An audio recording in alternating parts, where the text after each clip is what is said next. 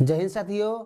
आज हम लोग क्लास 10th के महत्वपूर्ण सवाल को हम लोग जानेंगे। यदि आप बिहार बोर्ड की तैयारी कर रहे हैं तो बोर्ड मॉडल प्रश्न जो होता है, जो बहुत ही महत्वपूर्ण होता है परीक्षा दृष्टिकोण से, वही सब प्रश्न आज हम लोग करेंगे। और आज के बाद जितना भी वीडियो बनाएंगे, जब तक एग्ज़ाम खत्म नहीं हो जाता है तब तक आप लोगों के लिए बहुत ही महत्वपूर्ण और अति महत्वपूर्ण प्रश्न आपको बताया जाएगा जो आपके परीक्षा में काम आएगा। चलिए आज का जो पहला सवाल है उसको हम लोग देखते हैं। पहला सवाल है 2.47 पे आवर्त है। अब देखिए आवर्त हम लोग कैसे समझेंगे कि आवर्त कौन सी संख्या होती है और किस पर आवर्त होता है, उसको हम लोग समझते हैं। यह जो आप देख रहे हैं यह आपका हो गया दशमलव,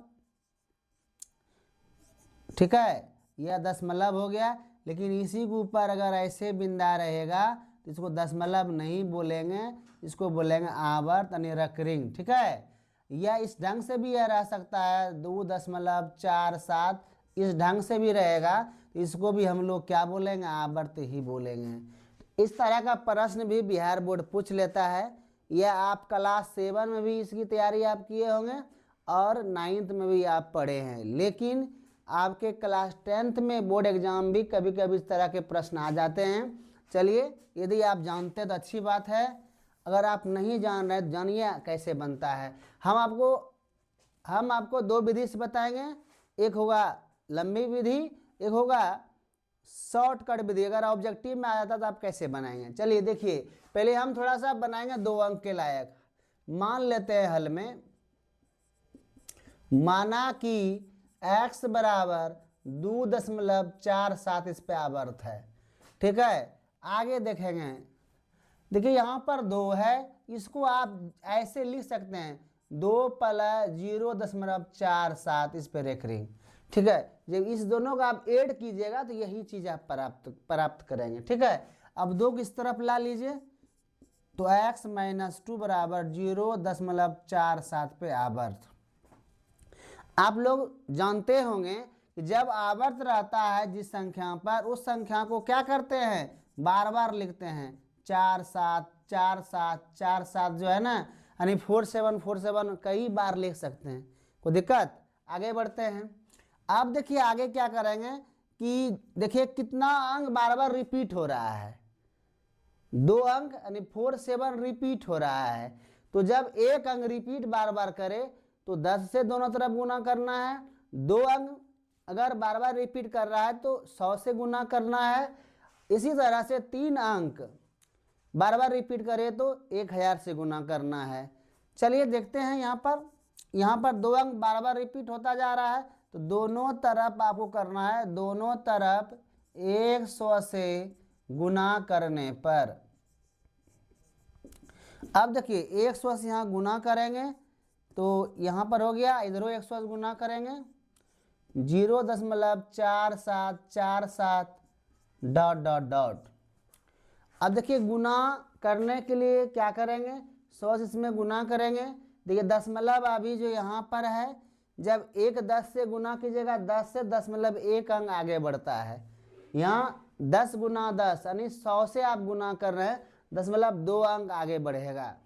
तो क्या लिखेंगे, इसको गुना कीजिएगा 100x - 2, इसमें गुना होगा 0 तो 200 हो जाएगा बराबर। यहाँ क्या होगा 4 7 यानी 47.474747 डॉट डॉट डॉट। इसको आप 1 मान लेना है आपको। अब देखिए क्या करेंगे, आगे देखिएगा 100x - 200 आपको लिखना है बराबर 47.474747 है ना, इसको आप 47 + 0.474747 डॉट डॉट ऑफ लिखेंगे, कोई दिक्कत। अब देखिए यहाँ पर गौर से एक बात को, 0.474747 डॉट डॉट डॉट, यहाँ भी देखिए कुछ ऐसा दिख रहा है आपको 0.474747। इसके बदले में आप क्या लिखेंगे, x - 2। इसके बदले में आप क्या लिखेंगे, x - 2। तो यहाँ आपको लिखना है 100 x - 200 बराबर 47 प्लस इसके बदले में लिखाएगा x - 2। अब इसी को सरल करना है और कुछ नहीं करेंगे, इसको क्या करना है, सरल करना है। तो 100x माइनस 200 बराबर 47 में 2 आप घटा देंगे तो क्या बचेगा 45 प्लस एक्स। अब क्या कीजिएगा, एक्स वाला एक्स के तरफ और जो आपका जो है यानी स्वजातीय पद इस तरफ और इसका स्वजातीय पद उस तरफ कर देते हैं। 100x यहाँ पर प्लस एक्स है ना, माइनस एक्स हो जाएगा बराबर 45 प्लस 200। इसको घटाइएगा, जब 100x में 1x घटेगा तो कितना बचेगा 99x बराबर 200 जोड़िएगा और 45 को कितना होगा 245। तो x बराबर क्या हुआ 245 बटे 99। एक्स किसको माने हैं 2.47 रेखरिंग को ना, तो यहाँ आप लिखिएगा इसलिए 2.47 रेखरिंग बराबर 245 बटे 99। यही आपका क्या हो गया आंसर हो गया। यही कह रहा था यहाँ पर 2.47 पर रेखरिंग को P बटे Q के रूप में लिखिए। अगर 2 अंक वाला प्रश्न आता है तो आप इस तरह से आप बनाएंगे। एक विधि हम बताते हैं आपको शॉर्टकट, अगर यह ऑब्जेक्टिव में अगर फंस जाए तो ऑब्जेक्टिव में इतना लंबा विभाजन नहीं करना है। क्या करना है देखिए 2.47 पर रेखरिंग है ना, पहले देखिए क्या क्या लिखा हुआ है 2 लिखा हुआ है 4 लिखा हुआ है 7, ना तो दशमलव को देखना है ना तो रेखरिंग को, पहले पूरे बात को लिख दीजिए जितना लिखा हुआ है। कितना अंक पे रेखरिंग नहीं है, केवल एक अंक पे रेखरिंग नहीं है, वह क्या है 2 है। 2 को माइनस कर देना, जिसपे रेखरिंग नहीं रहेगा दशमलव किस तरफ रहे या दशमलव किस तरफ रहे उतना क्या कर देना है माइनस कर देना है। अब आपको क्या देखना है कि कितना अंक पे रेखरिंग है, 2 अंक पे रेखरिंग है, 4 पे भी रेखरिंग है और 7 पे भी रेखरिंग है। जैसे दशमलव हटाने पर आप 10 नीचे देते हैं तो यहाँ पर आप शॉर्ट में समझना है कि रेखरिंग जब हटेगा तो एक रेखरिंग का 1 9 और दूसरे रेखरिंग का 1 और 9, यहाँ डबल रेखरिंग है तो 99 उतर जाएगा। अब घटाइएगा तो क्या बचेगा 245 बटे 99, और यही आपका क्या हो गया, इसका शॉर्टकट में आंसर हो गया। चलिए अगला सवाल हम लोग देखते हैं। अगला सवाल देखिए क्या है,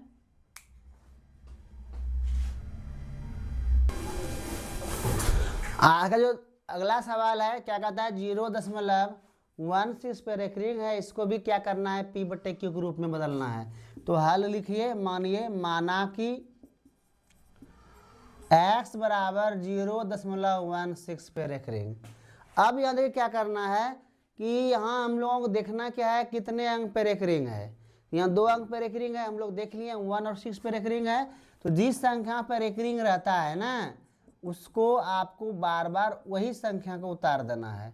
यानी 1616 है वह कई बार आया है, वो कोई आप जब निकालेंगे लास्ट में ना वो एक संख्या निकलेगा, उससे उस ऊपर वालों में भाग देने पर हमेशा 0 के बाद 1616 आया होगा। तो वही संख्या हम लोगों को प्राप्त करने बोला जा रहा है। चलिए देखते हैं यहाँ पर देखिए, पिछला सवाल में हम बताए थे कि जब 2 अंक बार बार रिपीट करें तो 100 से गुना करेंगे। यहाँ भी वही करना है हम लोगों को कि 1616 बार बार आ जा रहा है तो दोनों तरफ 100 से गुना करेंगे। दोनों तरफ 100 से गुना करने पर तो 100x बराबर इधर 100 से गुना कीजिएगा तो 0.161616 डॉट डॉट डॉट, ठीक है, इसको आप 1 मान लीजिएगा। ठीक, यहाँ तो गया 100x बराबर, इसमें गुना कीजिएगा ना 100 से तो दशमलव 2 अंक आगे बढ़ जाएगा 16.161616 डॉट डॉट हो जाएगा ना। अगला बात देखिए कि यह 16.16 जब है तो यहाँ पर 100x बराबर 16 प्लस 0.1616 आप डॉट डॉट लिख सकते हैं। आप गौर से देखिए, ध्यान से देखिए, 0.161616 को आप क्या लिखेंगे, उसके बदले में आप x लिखेंगे क्या, नहीं लिख सकते हैं, क्योंकि यहाँ भी 0.161616 डॉट डॉट है और यहाँ भी वही चीज़ है। तो यहाँ पर देख क्या करते हैं हम लोग 100x हो गया बराबर 16 प्लस इसके बदले में x लिखाएगा। ठीक, अब देखिए x वाला पद को इधर लाते हैं तो इधर प्लस इधर आ गया माइनस हो गया। अब देखिए क्या होगा 100x में जब एक x को आप घटा देंगे, हटा देंगे, तो बचेगा 99x। कितना बचेगा? 99x बराबर हो गया 16। तो x बराबर हो गया 16/99। अब x किसको माने हैं? 0.16 रेकरिंग को आप माने हैं x, तो लिख देते हैं यहाँ, इसके बदले में क्या 99 आया। अब देखिए हम बात को हम समझाना चाह रहे हैं, यह वही 16 संख्या है जिसमें 99 से भाग देने पर क्या आ रहा है? 0.161616 बार बार आता जा रहा है। ठीक है, इसी के बारे में बोला गया। इसी को p/q के रूप में जब आप लिखेंगे तो 16 बाय कितना होगा? 99 होगा। अब देखिए अगर आपको शॉर्टकट में ऑब्जेक्टिव में आ जाए तो आप कैसे बनाएंगे? 0.16 पे रेकरिंग रहेगा ना, तो इसको क्या करेंगे? पहले पूरी संख्या को लिख देंगे, जिस पे रेकरिंग नहीं है उसको घटा देंगे। बट कितना संख्या पर रेकरिंग है? 2 अंक पे रेकरिंग है, ठीक ना, तो 2 को 9 देंगे, तो यहाँ हो गया 16 माइनस 99।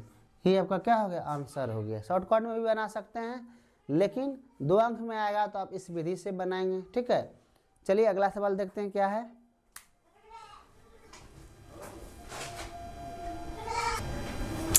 देखिए अगला बहुत ही महत्वपूर्ण सवाल है। सिद्ध करा कि 3 + √5 एक अपरिमेय संख्या है।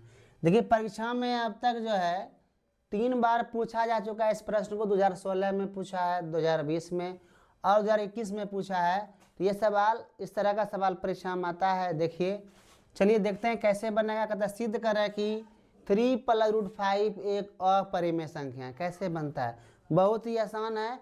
अब जो यह प्रश्न पहले 3 अंक का आता था, अब यह 2 अंक का आने लगा है, तो उस तरह से हम लोग बनाते हैं हल।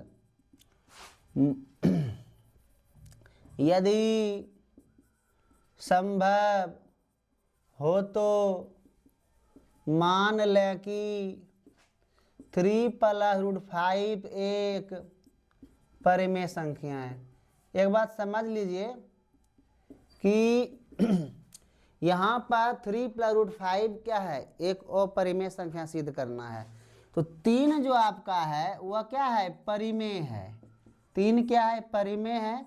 और √5 क्या है? अपरिमेय है। समझे ना? यह क्या है? परिमेय है और √5 क्या है?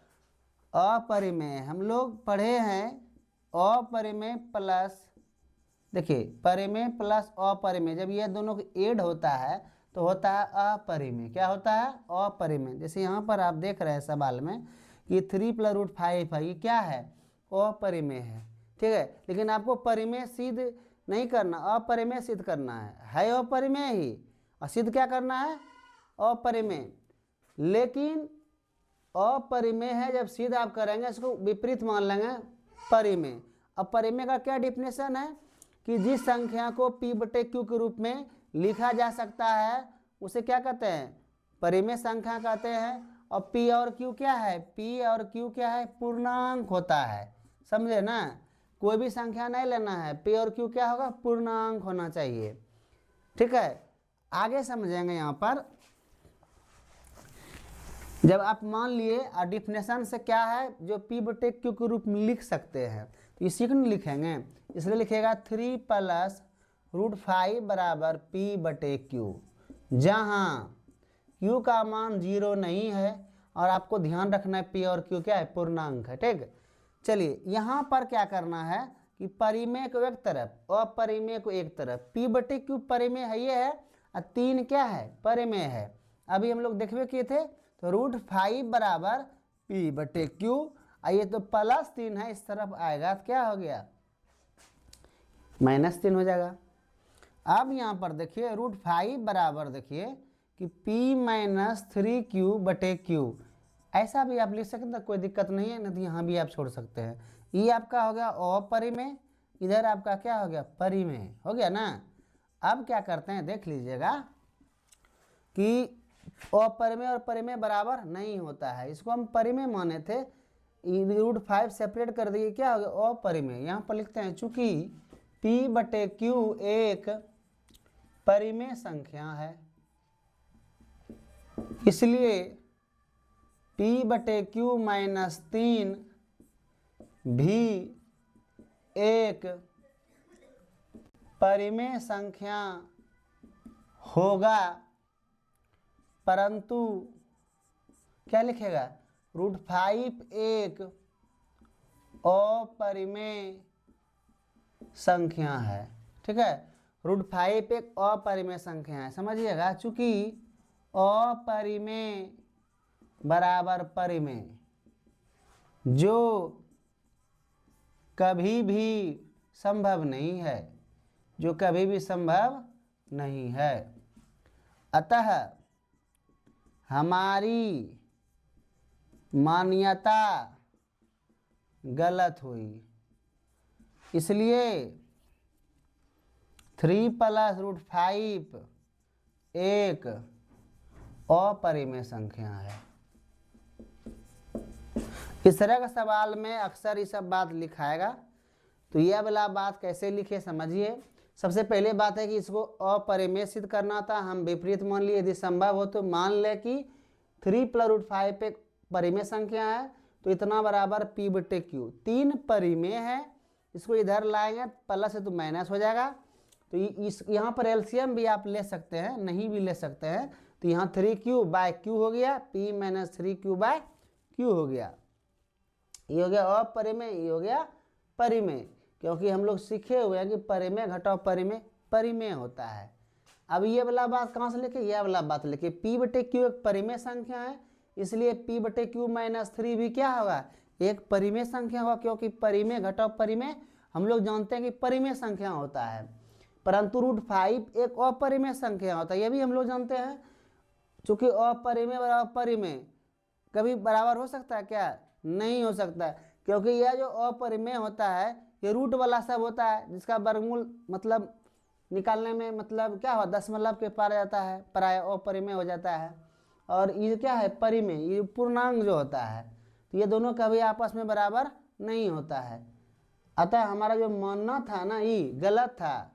इसलिए 3 + √5 एक कैसी संख्या हो गया, अपरिमेय संख्या होगा। यहाँ पर आपको ले देना है प्रूव्ड।